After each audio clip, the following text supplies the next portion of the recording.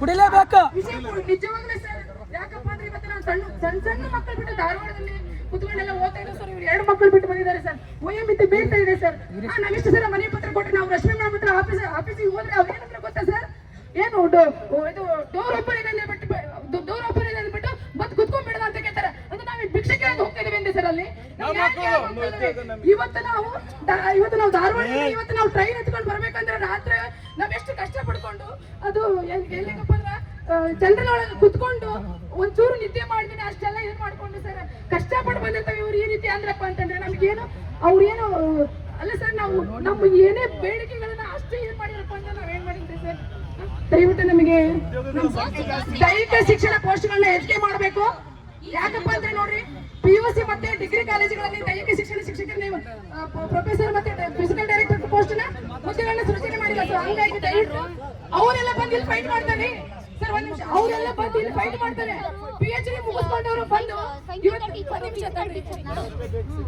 ಇವತ್ತು PhD ಮಾಡಿದವರು ಕೂಡ ಬಂದು CPD FPD ಇಲ್ಲದ ನೋಡ್ರಿ, ಇವ್ರು PhD ಮಾಡ್ತಾ ಇದಾರೆ. ಅವ್ರು ಬಂದು ನಮಗೆ ಫೈಟ್ ಮಾಡ್ತಾರೆ.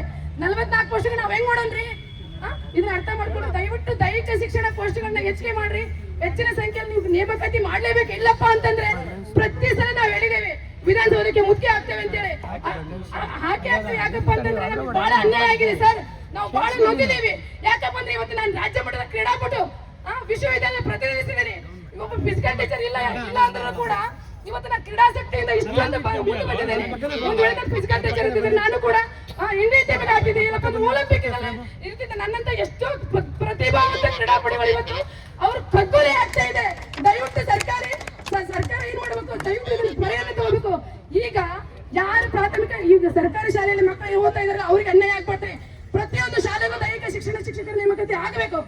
ಇವರು 5 ಕೋಟಿ 3 ಕೋಟಿ 2 ಕೋಟಿ ಇವರು ಪ್ರೋತ್ಸಾಹ ಕೊಡ್ತಾರೆ ಸರ್. ಆದ್ರೆ ಬೇಡಿಕೆ ನಮಗೆ ಭಾಷಣ ಮಾಡ್ರಿ. 5 ಕೋಟಿ 3 ಕೋಟಿ 2 ಕೋಟಿ ಪ್ರೋತ್ಸಾಹ ಕೊಡ್ತಾ ಇದ್ದಾರೆ ಸರ್. ಸರ್ಕಾರ ಕೊಡ್ತಾ ಇದೆ ಸರ್. ಇವರು ಫೌಂಡೇಶನ್ ಇಲ್ಲದೆ ಇವರು